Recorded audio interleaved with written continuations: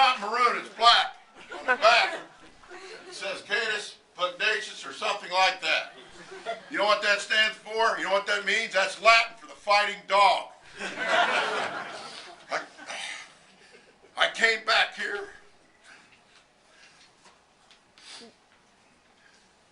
in a driving rain on Thursday, 12 hours. And when I drove through Oklahoma, I thought about Billy Don.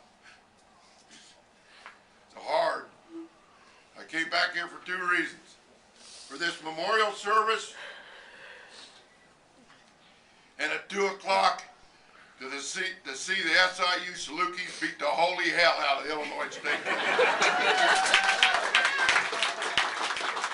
Just so we all know we're all together here, Mario, there's a damn Illinois State flag flying in that parking lot down there at the arena, and I can guarantee at 5 o'clock today, that son of a buck won't be there.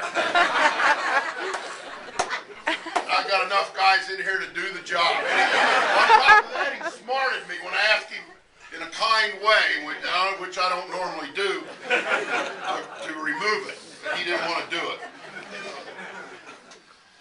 Billy Don Patrick, there he is. There he is. There he was, the high school football player. He's my friend. I met him in 1967. We go back a long way. We did a lot of things. We hunted and fished, and everything we did was illegal.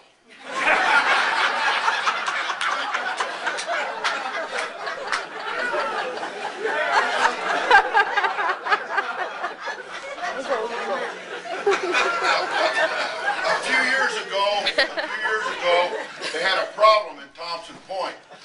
They had a deer population problem, and they were running over students and Gorham, but the left-wing liberals at this kind university didn't want to harm the deer.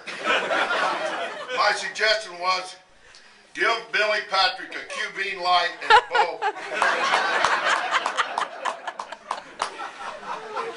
The deer population would be eradicated. Meat would be distributed to his buddies and the people who need it. One time, I don't know where you were, but he said, "Mate, Carl, I never had a heavy jacket in my life." Well, when he died, he had a Buffalo Bill jacket and a San Diego Charger jacket. And his daughter asked me if she could keep them at his funeral. Okay? So he had 2 heavy jackets.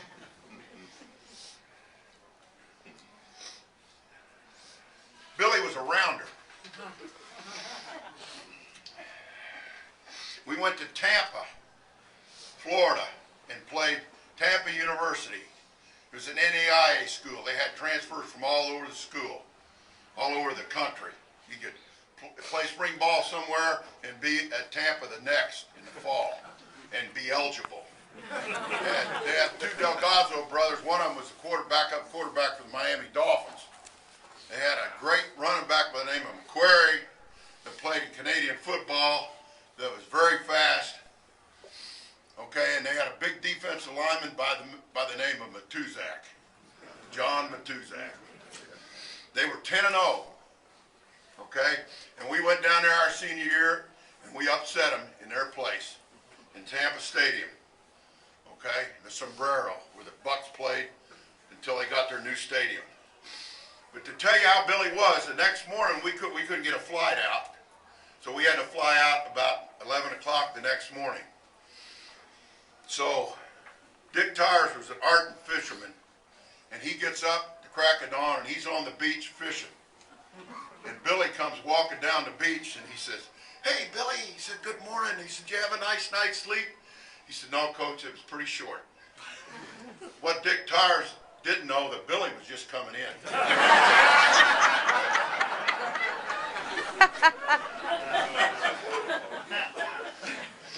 15th, we lost Billy Don Patrick. He had a big heart to help hundreds of kids along the way.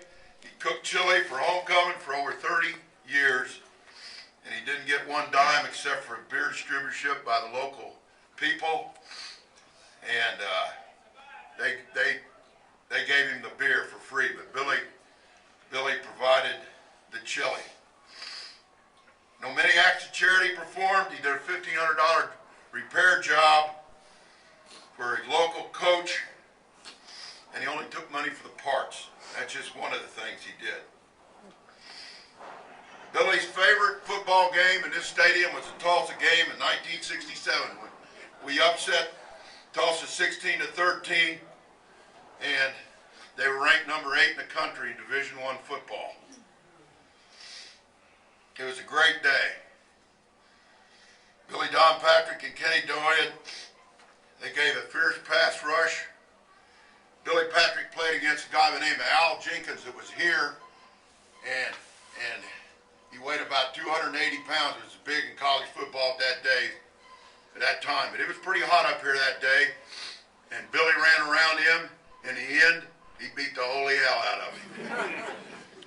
So that game ended, and they tore the steel post out of the south end of this stadium and drug them all the way down toward Mary Lou's and wound up in some tavern down there. This school's a little different today than it was 40 years ago, the booze flowed.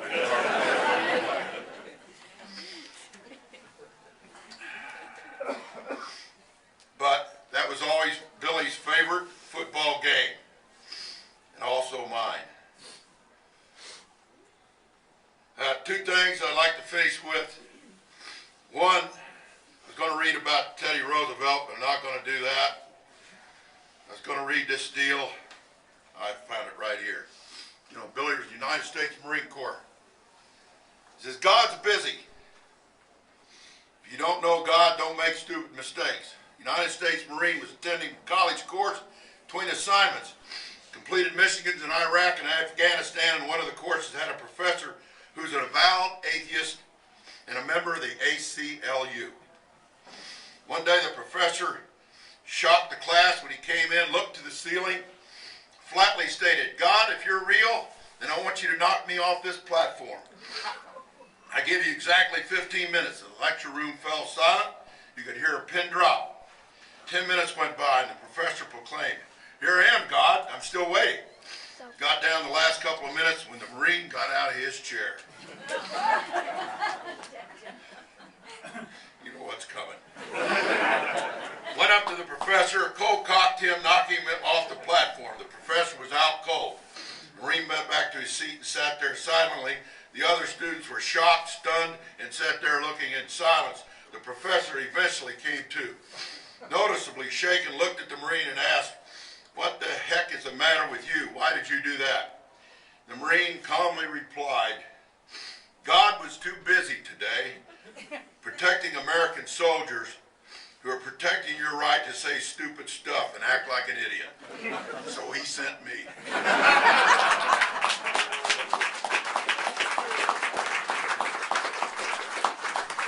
In closing, I want to tell you two things. Number one, Billy loved his mama. For you that don't know it, his mom died 2 weeks after Billy did.